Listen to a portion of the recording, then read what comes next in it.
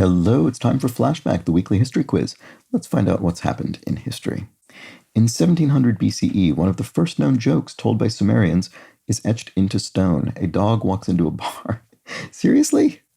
Oh, wow. I'm sure I've encountered this fact before, but I didn't remember. Anyway, Macy's first Thanksgiving Day parade includes real animals like bears and lions. They scare kids, though, so the parade switches to balloon animals instead. Very funny. Obviously, a little more recently than that, 1700 BCE. 1927. The artist Jeff Koons debuts Balloon Dog. Oh, right. How appropriate.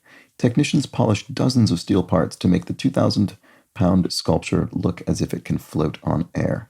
Obviously, yet more recent than that, 1994. Andrew Jackson's fans swarm his first White House party, breaking furniture. Servants cleverly lure the crowd out by moving the whiskey-laced punch to the lawn. Well, obviously that goes before here, 1829.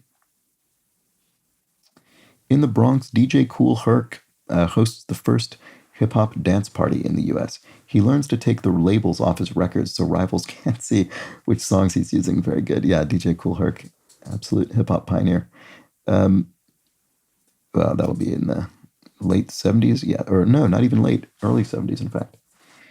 It's called the Cadaver Trial. To solidify power, Pope Stephen VI exhumes and prosecutes his predecessor. Unnerved Catholics overthrow Stephen instead. Yeah, an amazing thing. I think I've heard of it as the Cadaver Synod. Is that a different thing? Anyway, obviously that clearly goes 1897. There we go. Unable to sing in Constitution Hall because she's black, Marian Anderson stands before a crowd at the Lincoln Memorial. She sings, "My Country, 'Tis of Thee." We'll put that in between 27 and 73. Yep, 1939. Peter the Great taxes Russian men with beards. Priests say beards are needed to enter heaven, so nobles keep their shaved beards in a box for later. What? Amazing fact. Amazing fact. Right, Peter the Great. I'm going to put that before 1829. Yeah, 1698. In Egypt, Hatshepsut becomes one of the few female pharaohs. It's alliterative, few female pharaohs. To enhance her authority, she depicts herself with the ultimate symbol of power, a long beard. All right, so look at that. We've got a lot of sort of little bits of rhyming in today's puzzle. I'm going to put that before 1700 BCE. No, 1479. Pretty close. Pretty close. Ah, that's a shame.